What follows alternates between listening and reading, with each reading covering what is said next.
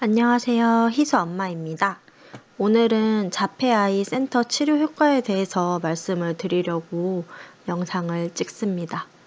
이거를 들으면 좀 더 힘이 나셨으면 좋겠지만 사실 혹시나 센터 다닐 필요 없는 거 아니냐고 생각하시는 분들도 있을까봐 살짝 겁나기는 해요. 그런 의미로 찍는 건 아닙니다. 일단 희수가 다녔던 치료 횟수는 21개월부터는 주 1회 언어 수업을 다녔고 25개월부터 주 2회 언어 수업, 31개월부터 주에 언어 4회, 감통 4회 수업을 진행했습니다. 43개월부터는 주에 언어 2회, 감통 2회, 작업치료 2회씩을 진행했어요. 나름대로 꽤 많은 치료를 다녔다고 생각을 했는데 막상 엄마라고 시작한 자바로는 43개월부터 시작이 됐어요. 물론 그 이후로는 센터 선생님이 언어 올라오는 속도는 굉장히 빠른 편이라고 말씀을 하셨어요. 한두 달 안에 단어는 100개 이상 말이 트였던 것 같고 48개월부터는 2단어 연결, 49개월엔 3단어, 50개월에는 3단어 연결을 능숙하게 쓰면서 4-5단어 연결로 문장을 말하는 수준까지 올라왔어요.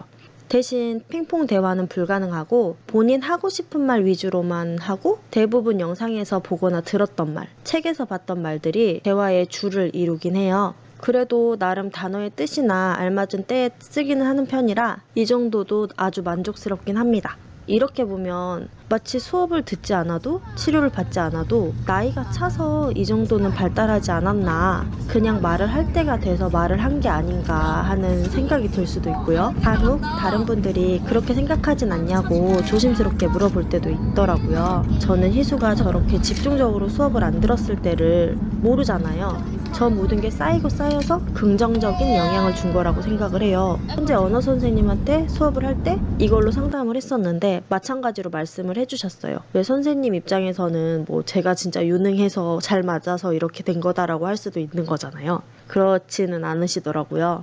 제가 이 영상을 올린 이유도 그거예요.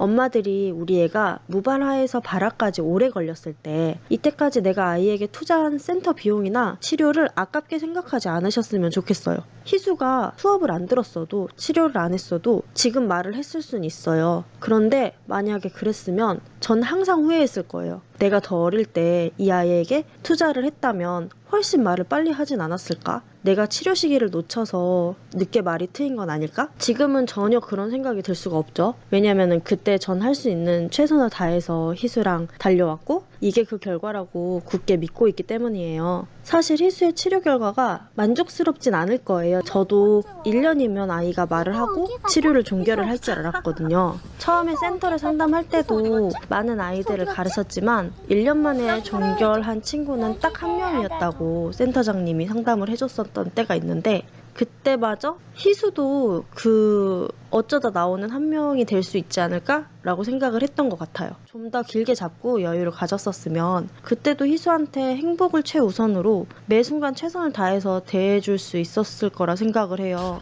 그랬다면 훨씬 제 삶도 그때부터 여유롭고 행복했겠죠. 그래서 이 영상이 생각보다 늦은 치료 효과로 너무 속상하거나 내가 정말 현타가 온다면 조금이나마 힘이 됐으면 좋겠어요. 반대로 희수보다 훨씬 빠르게 좋아진 친구들이 있다면 정말로 아이를 자랑스러워하고 칭찬해 주셨으면 좋겠어요.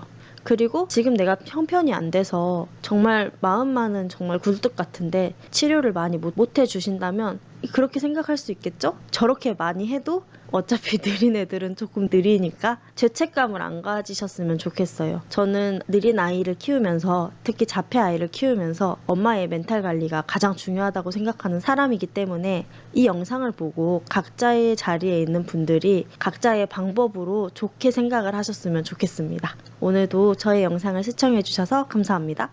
그럼 안녕!